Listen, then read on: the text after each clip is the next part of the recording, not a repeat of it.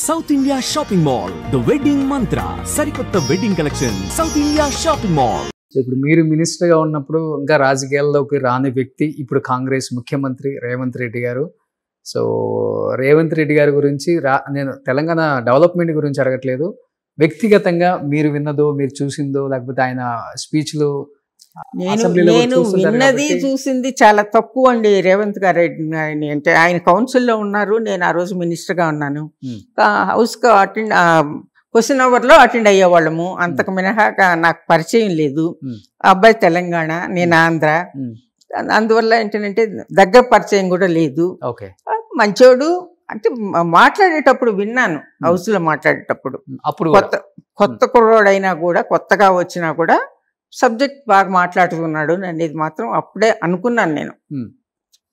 So చూస్తే ఇప్పుడు ముఖ్యమంత్రి అంతేనా? ముఖ్యమంత్రి అంటే అది ఒక రకంగా అదృష్టం ఉండాలి, టాలెంట్ అంతే కదా. అంతే. చాలా తక్కువ టైంలో కాంగ్రెస్ పార్టీలో హేమీలు ఉన్నా కానీ రేవంత్ రెడ్డి గారిని సెలెక్ట్ చేయడానికి వన్ ఆఫ్ ద రీజన్ ఆయనలో ఉన్న టాలెంట్ మెయిన్. అవును, అది నిలబెట్టింది ఆయన. అంటే ఎలక్షన్కి ముందు కష్టపడ్డాడులేండి, పార్టీని గురించి కష్టపడ్డాడు, పని చేశాడు. అది కేవలం అయాచితంగా ఎక్కడో ఉండే రేవంత్ రెడ్డిని తీసుకొచ్చి కుర్చీలో కూర్చోబెట్టలేదు, కూర్చునే అవకాశం కల్పించుకున్నాడు, ఆ పని చేశాడు తను.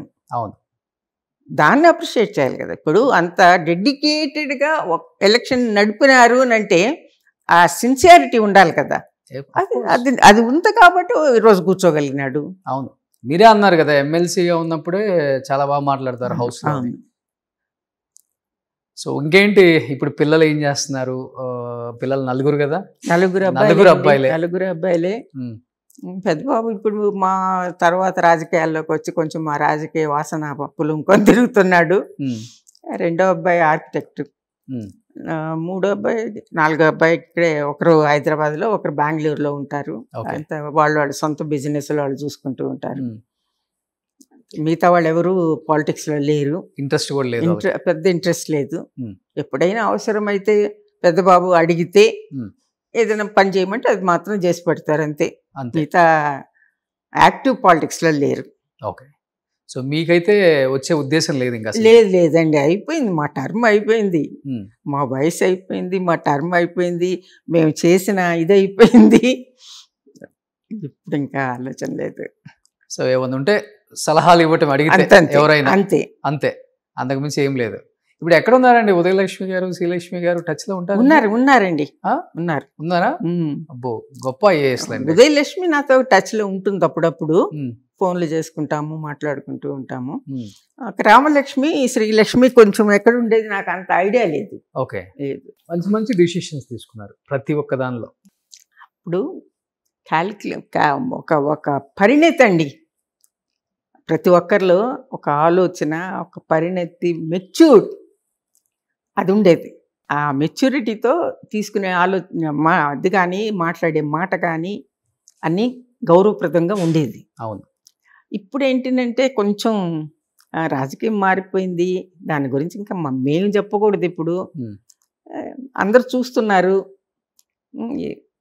ఎక్కువ తిడితే చాలా మంచి లీడరు, తక్కువ తిడితే అసలు ఏం చేతరాని వాళ్ళు అంటారేమో అనుకొని మాట్లాడేవాళ్ళు కూడా ఉంటారు. జనరేషన్ గ్యాప్లో కూడా వచ్చినటువంటి, ఎక్కువ మాట్లాడితే ఎక్కువ అవకాశాలు వస్తాయి, ఎక్కువ తిడితే ఎక్కువ పదవులు వస్తాయి అనే భ్రమలో ఉన్నారు ఇప్పుడు చెప్పాలంటే వాస్తవంగా. కానీ అది కొన్ని రోజులు ఉండే.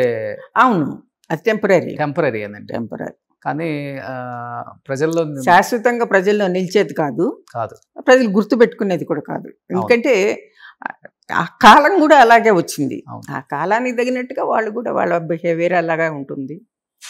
ఎనీహౌ హుందాగా రాజకీయాలు చేశారు, మంచి పదవులు అధిరోహించారు, ప్రజలకు మంచి చేశారు, రాష్ట్రం ముందుకు నడిపించే ప్రయత్నంలో మీ వంతు సహాయం కూడా అందించి హుందాగా ఉన్నారు. ఈరోజు 10 మంది మీ ఇంటర్వ్యూ చూసినా కానీ అబ్బా గొప్ప మనిషిరా అనుకునే స్థాయిలోనే ఉన్నారమ్మా, ఇలానే ఉండండి. సో హ్యాపీగా ఉన్న చెట్లతోనే మాట్లాడుతున్నారు. సో ఇలానే హ్యాపీగా, సంతోషంగా, ఆరోగ్యంగా ఉండాలని మనస్ఫూర్తిగా కోరుకుంటున్నాను రాజలక్ష్మి గారు. Thank you very much. అడగగానే టైం ఇచ్చారు ఫస్ట్ ఆఫ్ ఆల్. నిజంగా అయితే నేను ఇంటర్వ్యూ అంటే ఇచ్చుండేదాన్ని కదా. ఇది ఇంటర్వ్యూ లాగా లేదు కాదు కదా. కాదు కాదు ఆ. మీరు ఫోన్ చేసి మాట్లాడిన తర్వాత ఏంటంటే మనల్ని గుర్తుపెట్టుకొని ఆ అభిమానాన్ని నిలుపుకొని పలకరిస్తున్నారు కదా, మనం కూడా కొంచెం టైం గడుపుదాం ఇద్దరం కలిసి అనే ఆలోచనతో చెప్పాను కానీ ఇప్పుడు అదే చేసాం.